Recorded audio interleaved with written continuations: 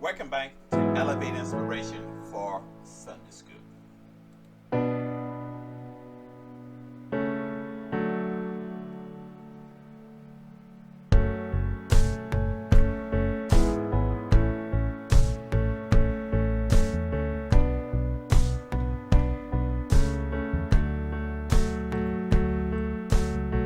Hey, we are still in our love series this week. This is our lesson 5. We are still talking about love. This time we're going to look at love that intercedes.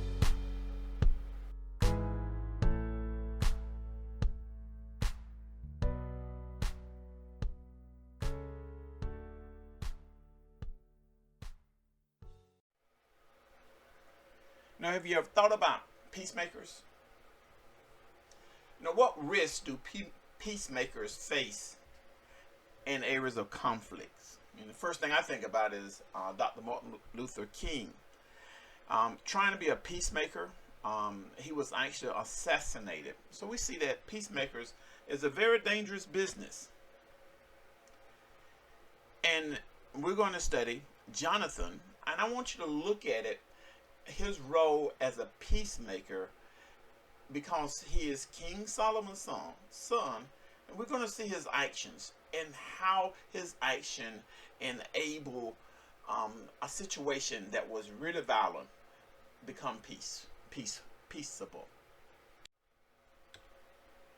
Okay, first, if you remember, Samuel is actually the last judge that Israel had,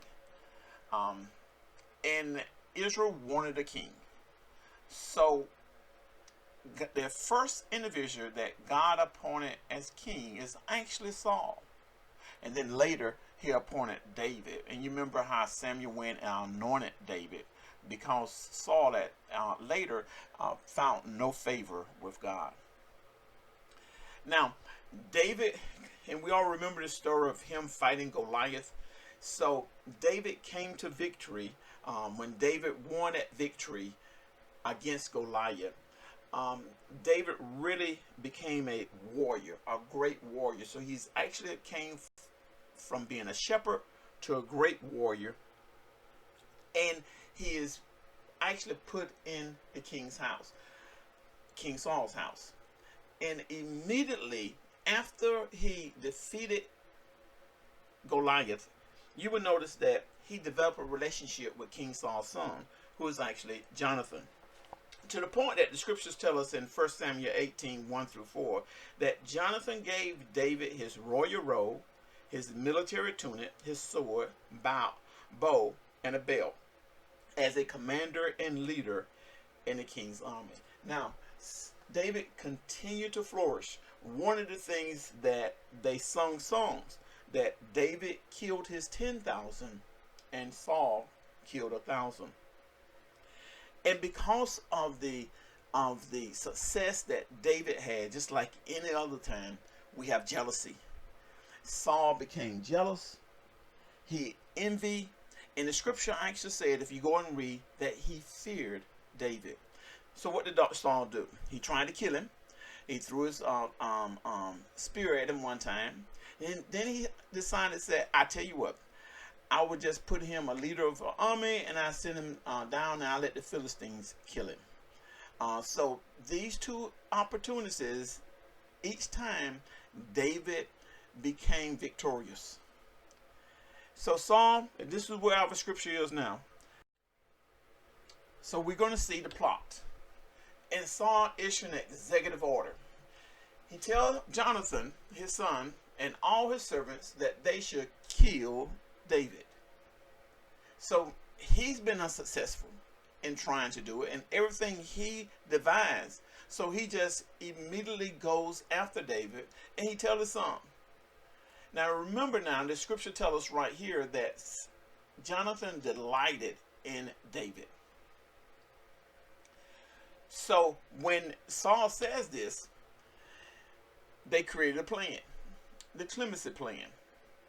Jonathan says, I will go out and I will stand beside my father in the field where you are, and I will speak with my father about you, and I will observe and I will tell you what happens. So we have the intercession. We have where Jonathan speaks up to Saul, and notice what he says. Let not the king sin against his servant, against David, because he has not sinned against you, and because his works have been very good towards you.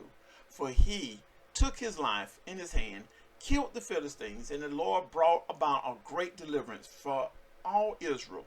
You saw it, and you rejoice. So basically what Jonathan is going back, and he's trying to have his father to remember what David has done. Remember the victories that he has won. Remember all the great things that he's done. So he's actually interceding on the behalf of his friend to his father.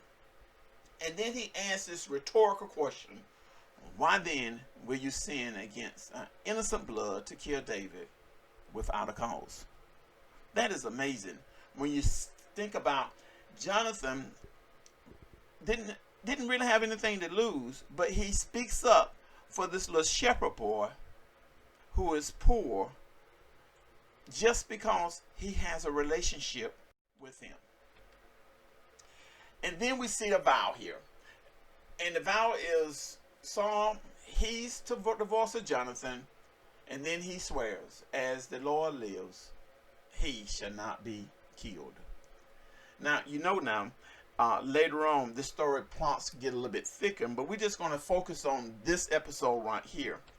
Because we have reconciliation, Jonathan calls David, and he tells him the good news. And it ends with this verse, our lesson ends, that he was in the present as in time past. So David comes back to Saul. He gets back into his grace. He again begins to play his music. And when Saul get depressed, and everything is good. So the key thing is that Jonathan acted as peacemaker. So when you look at this right here, when we live a life, there are mainly conflicts that occurs. And it can easily be illustrated in these three characters in this story: Saul, David, and Jonathan. And what we see is that Saul gets jealous. He abuses power. He wrongs another. He wants David dead. So David is a victim who is the recipient of Saul's wrath. But we see an intercession for David, who is Jonathan. Jonathan risks his father's wrath by standing up for David. This is a good illustration of what we notice in our lives today, that many times we often are faced with conflicts. Somebody sometime have to stand in and be that peacemaker, even when we have conflicts with others in our everyday life. And we see that here in this story between Saul, David, and Jonathan. So I have this question that I want you to think about for Sunday. Our discussion questions, we have 3 that we're going to put on the table here.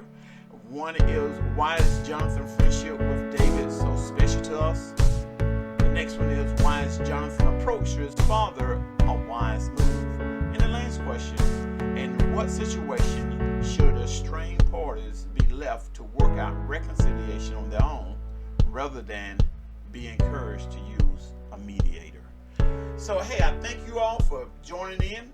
Our thought to remember today is, peacemakers seek to turn others away from sinning. Again, peacemakers seek to turn others away from sinning. I enjoy this, and I see you all in Zoom session. If you notice, you can click that meeting number there in Zoom. There's the passcode, and I see you at 6 p.m. Central Standard Time this Sunday. Hey, you all have a great day, and I see you in Sunday school.